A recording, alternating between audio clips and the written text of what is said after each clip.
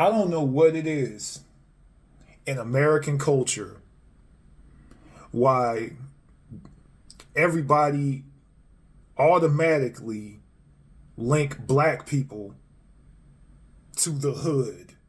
Oh well, you like, oh, how was it growing up in the hood? You don't know if I came from that shit or not. I can't stand ghetto people. Ghetto motherfuckers make it harder for people like me who are just out here trying to live a regular life. They make it harder for motherfuckers like me to goddamn, to be out here because motherfucking it's like, for example, what's the goddamn typical image of a black male in America that people think about? Is it a successful man with a 9 to 5? No. Is it a man raising his family? No. Is it a man going to college like I have? No. What is the image that you see mainly is the image that's portrayed by these ghetto motherfuckers. Now it's like the whole entire portrayal of brothers and sisters in America is just like, if you're a black man in America, they automatically assume that you're that. A lot of stuff we experience from our own people is because we black. And they hate you. Black people hate each other more than any white folks hate us. The one who's supposed to be on my side, I can't trust him. He can't stand me because I'm black.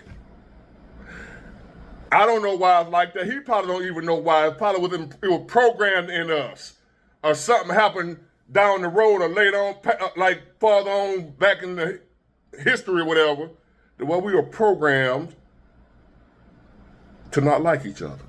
Maybe that's how they kept slavery going for so long, to where they taught us to not trust each other, to actually turn against each other.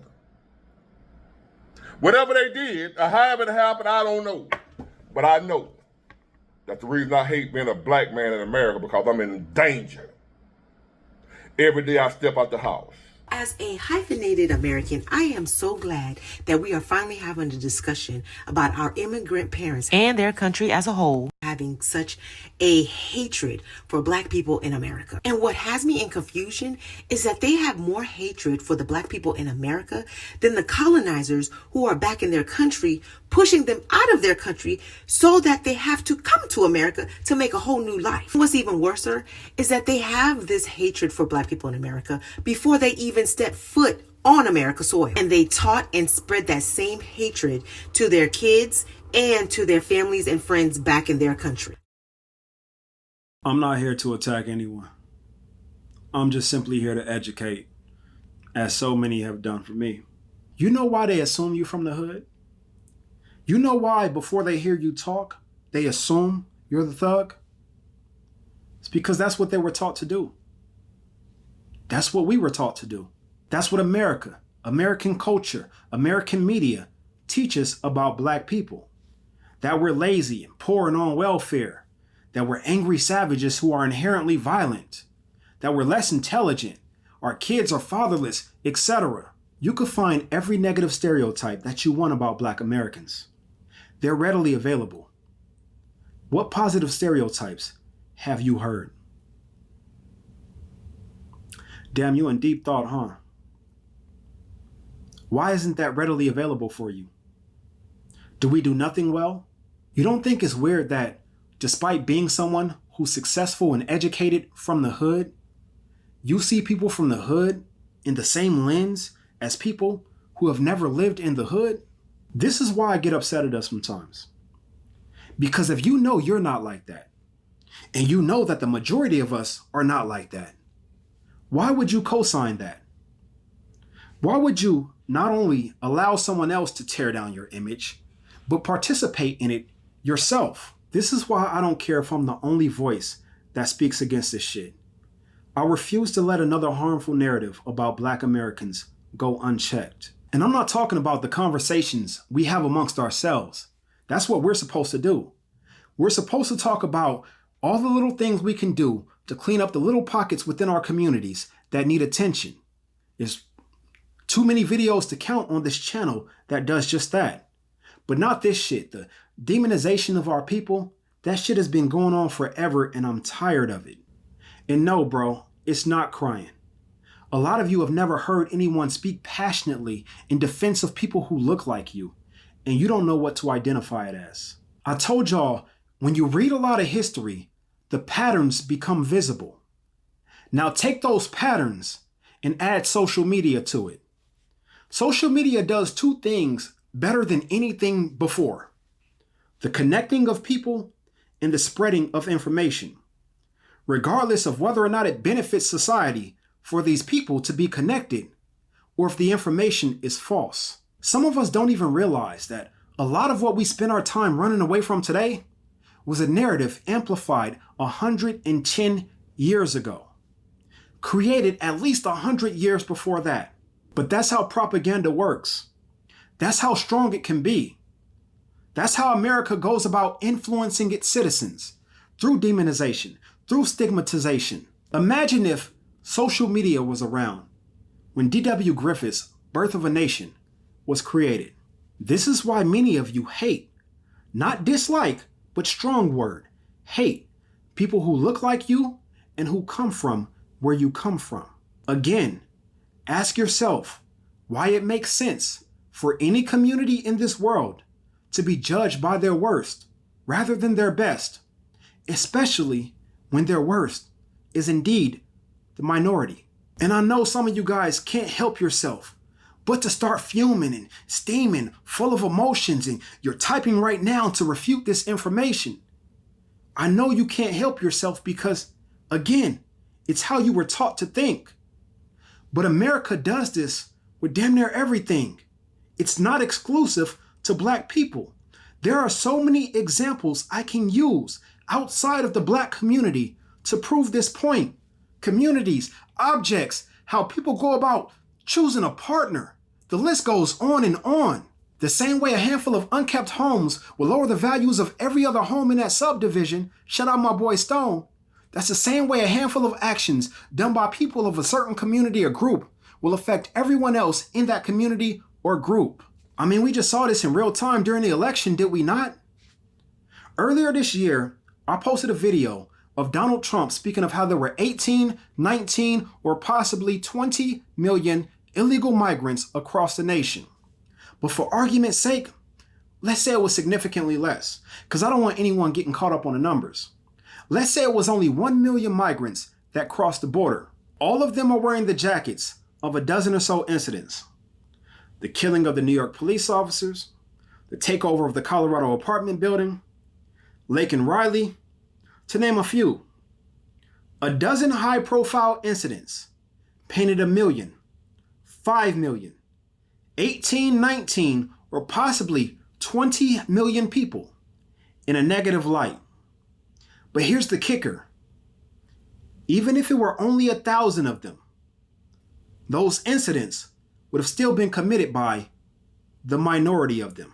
We don't talk about the wonderful, nice, intelligent, or determined migrants that may have been amongst the bunch.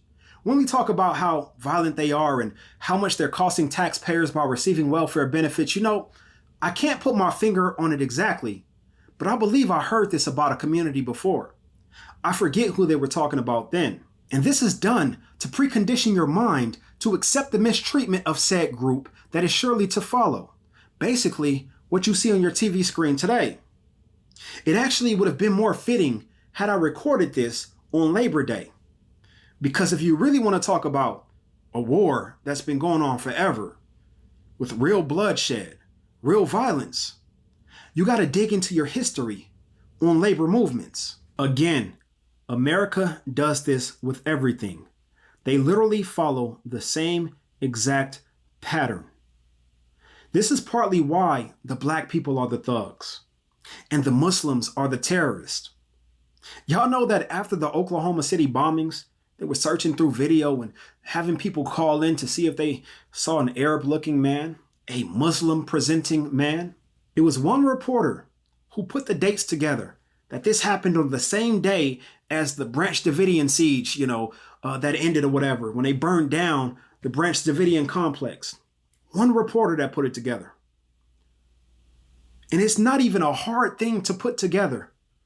It's just that the American thought process What they were taught is that Muslims are responsible for terrorism. And we're not even going to go to the stereotypes that most black women have to wear alone. Hell, we're not going to do that.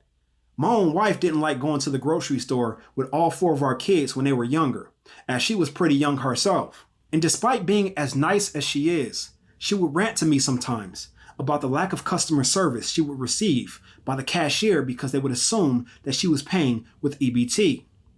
And she would be disheartened by the change of attitude that would occur when she would pull out her debit or her cash.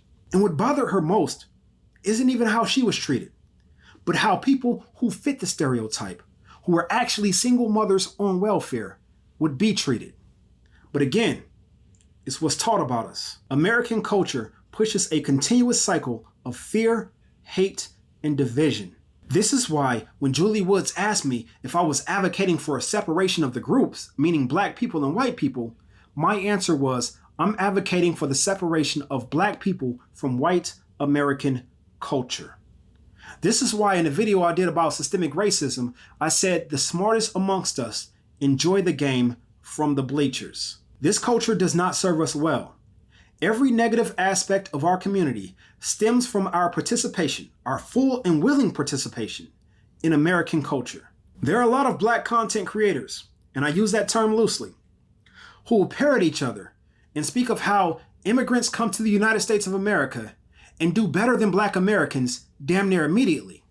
And that statement in itself is a true statement. But where they're false at, or disingenuous for many of them, is when they point out one of the aforementioned things that were taught about black Americans as the reason why. Oh, we're lazy. When the answer is simply culture. These immigrants, whether they're from Mexico or Central America or South America or Africa or Asia or even many European countries, think differently. They value differently. They prioritize differently. They want something completely different out of life because they were not taught to value possessions. They were not taught to view their self-worth by their net worth. They were not given a path to success that leads them further into debt. They were not taught to go about tackling life as an individual because they were not raised in and taught in American culture where the dollar is almighty, the European appearance is pedestalized, and community is optional. That's why they look at what you call your struggles and call you entitled. Because truth be told, a lot of us that's struggling right now aren't struggling for real. We're just struggling to obtain, and if we already did, then maintain the American dream. We have to stop participating in this. We have to unlearn this way of thinking. We have to get off this hamster wheel. There is nothing to be gained from it. Everything in America is crumbling. And you can either realize it and make the necessary changes to save yourself and subsequently others you love, or you can stay on that track and crumble with it. It's really that simple. But every time we came up to talk about what black people ain't this and I hate black and I can't stand it and this, that, and the third, all we're doing is showing how completely broken, how completely colonized, how completely brainwashed our minds are. There were times in this country where black gangs didn't exist. There were times where black women didn't dress provocatively. There were times where black youth took education serious. Times where black marriage rates were high. When the black community thrived. There has never been a time where the physical attributes that led you to be identified as black was truly accepted. A lot of us need to put the microphones down and pick up a book. And I say that with all sincerity. Again, I'm not trying to attack anyone. I'm really not. A lot of us need to step away from the microphones and pick up a book so that you can see these patterns for yourself and you can stop camming up to denigrate your community. Because again, America does this with everything. Well, everything except one group, of course.